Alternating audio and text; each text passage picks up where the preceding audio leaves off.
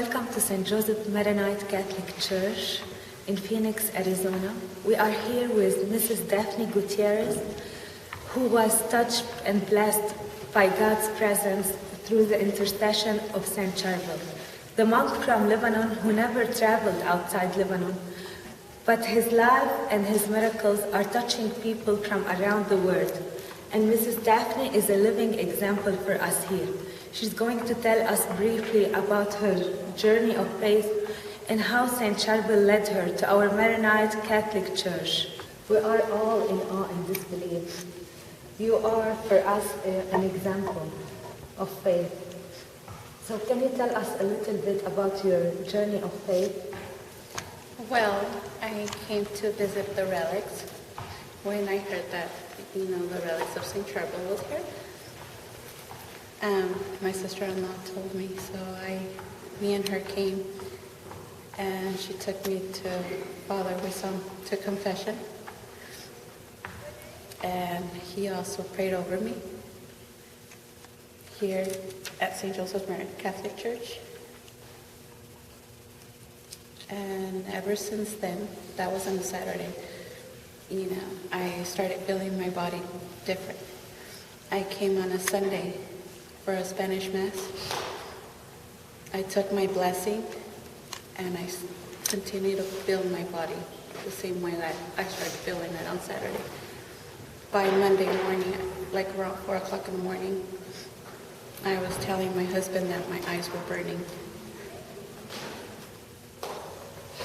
But once I walked into these doors, I just told God that I was giving him.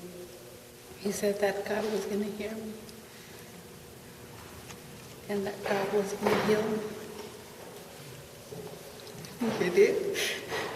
For the doctors to tell you you're not going to be able to see again, and for them to do a referral to a nursing facility, it's really hard. It's really hard to accept that when you have kiddos at home, because I was blind. They said I couldn't take care of myself and I couldn't take care of my kiddos. So they got to the point of, they said that they wanted to send me there. And for them to, for me to be able to see now the papers that said that I was never going to be able to see, and to be able to read the paper, it's just a blessing. A message for them. Well, I'm really happy and thankful, and and I still ask myself, why me?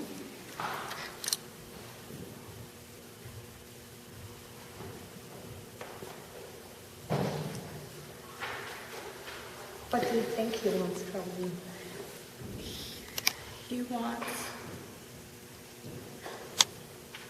He wants me to tell everybody to have faith. Don't lose the faith. Confession. Confession. Yes. This is a message for all of us. Confession, and don't lose the faith, because he does hear us. Right. It was on Saturday, January 16. Daphne came to St. Joseph Maronite Catholic Church with her daughter and her sister-in-law. And her sister-in-law asked me if she can go to confession. Of course, I said yes. She approached, we went over there. She approached the sacrament of confession. We spoke together. And after that, I told her to say prayers. And after 2 minutes, I'm going to bless her head and her eyes with the holy oil. She approached me for the blessing of the holy oil. When I was putting the oil on her head and her eyes, I asked God, through the intercession of St. Sharbel, to heal her eyes, because really she has the kids and she has to take care of them. And I saw faith in her. She's a mother of faith, she's a woman of faith, and she's a wife of faith. And I approached her daughter, and I told her daughter, Your mom loves you a lot, and she is going to see you again. Take care of her right now, and she is going to see you again. And she left. She came on Sunday also. We put the holy oil on her head, also her eyes, and left. She did not tell me anything on what she felt on Saturday and on Sunday. Did not do anything. But because she has faith, and we have faith that God, through Saint Sharbel, is going to heal her. On Monday morning, on Sunday, Monday morning at 2 o'clock, at 4 o'clock, she said the story, what happened, and she called the rectory.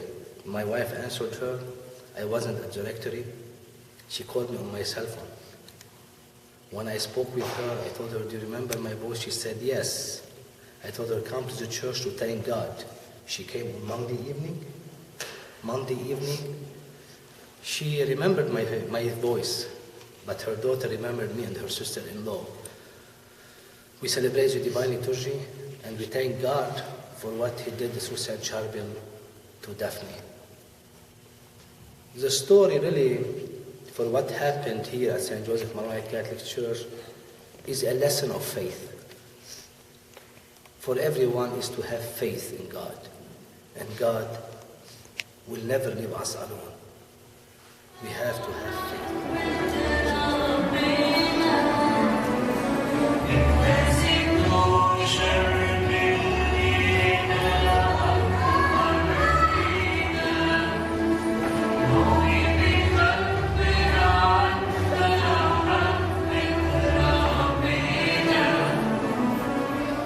Dr. Ann Borick. I'm a board-certified internal medicine physician practicing here in Phoenix, Arizona.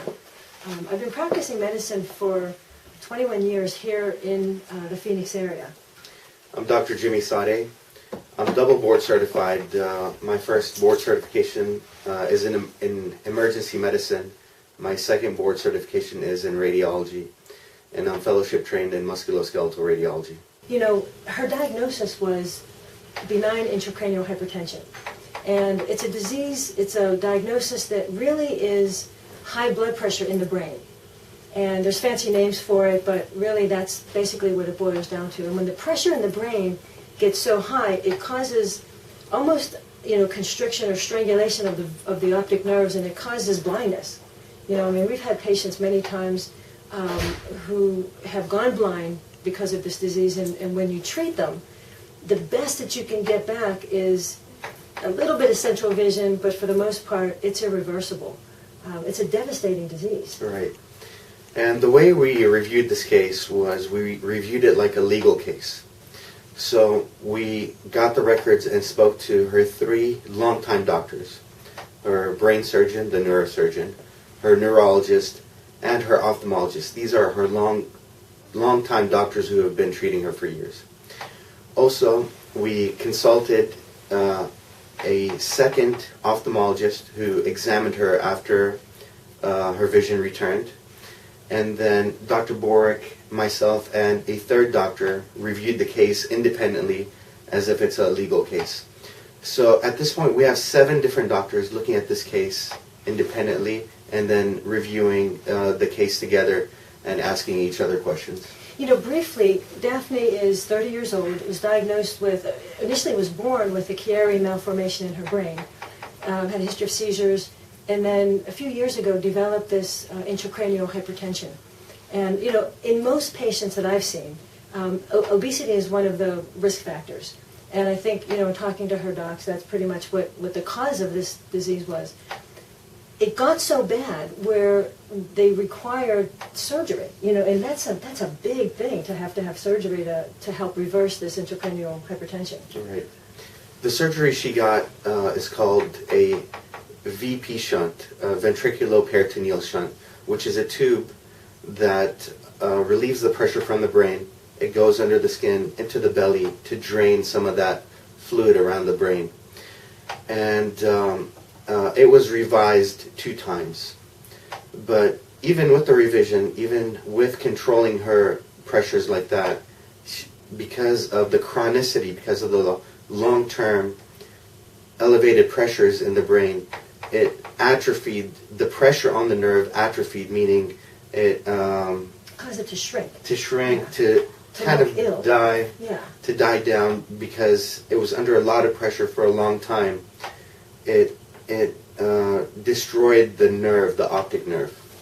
What's fascinating is that appearance of that optic nerve really, even if the vision comes back, the appearance of the nerve never really returns back to normal.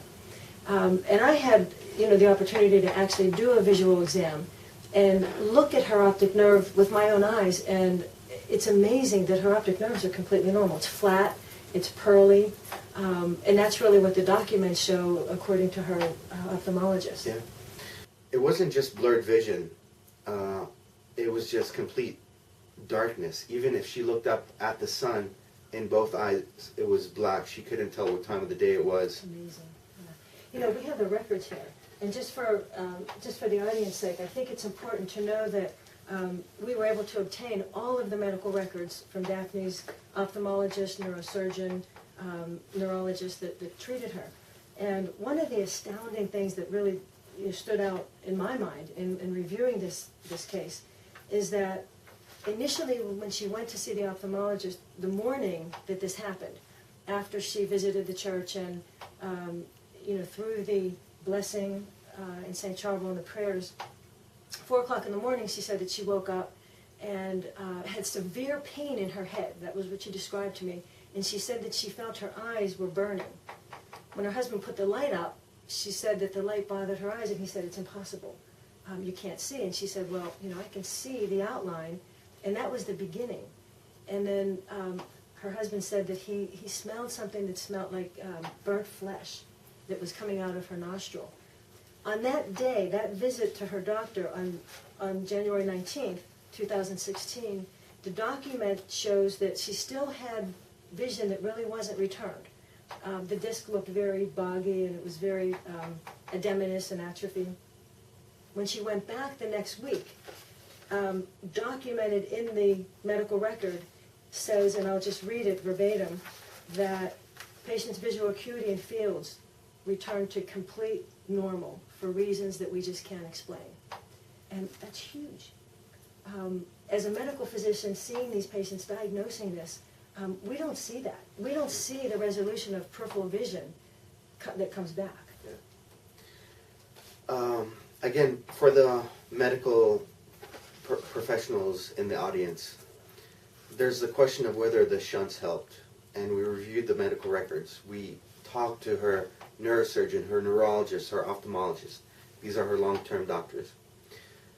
There were 2 reasons for the shunts.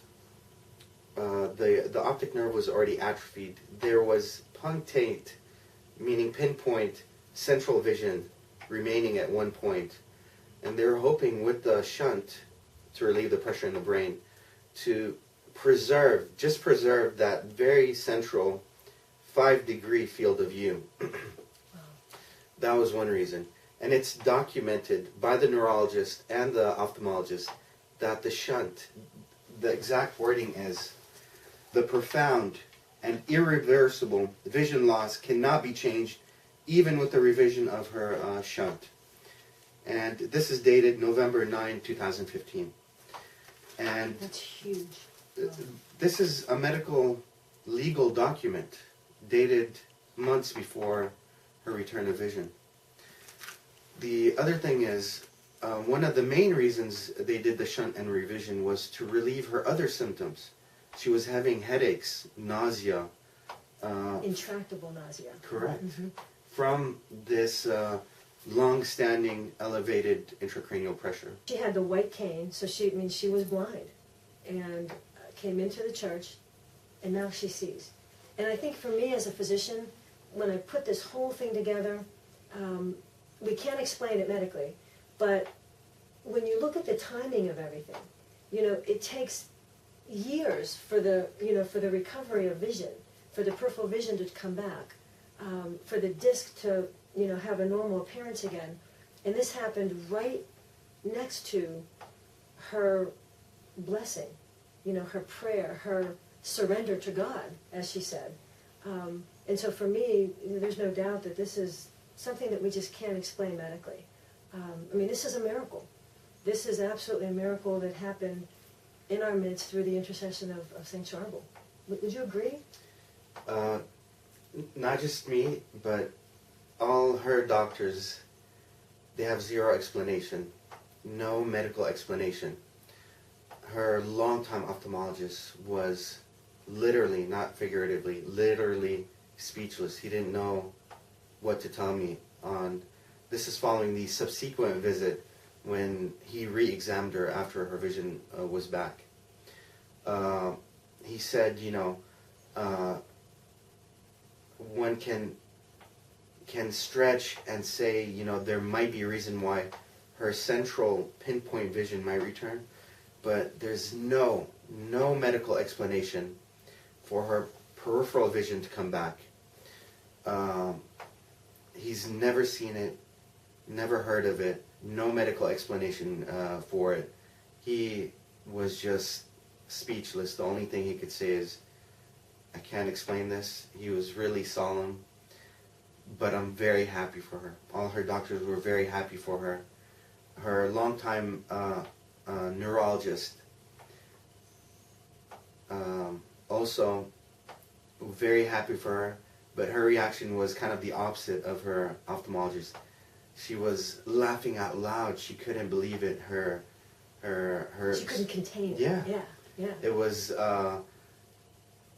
joy and surprise and a joyful shock versus the longtime ophthalmologist who his shock was kind of more of a silent shock. Mm-hmm. For me, moving forward, this is just it's a message of hope. This is the year of mercy that we believe in, in the Catholic Church, and so God is merciful. These are examples that they're showing us. And, we've got to bring it to the bedside, as a physician, as a medical doc. We heal the body, but, we've got to take the soul into account. We've got to take emotional and everything as a whole human being. And I think that's the message that we as a physician have to keep in mind, that it's not just a physical, piece of flesh that's there. We minister, and we really should, to the entire human being.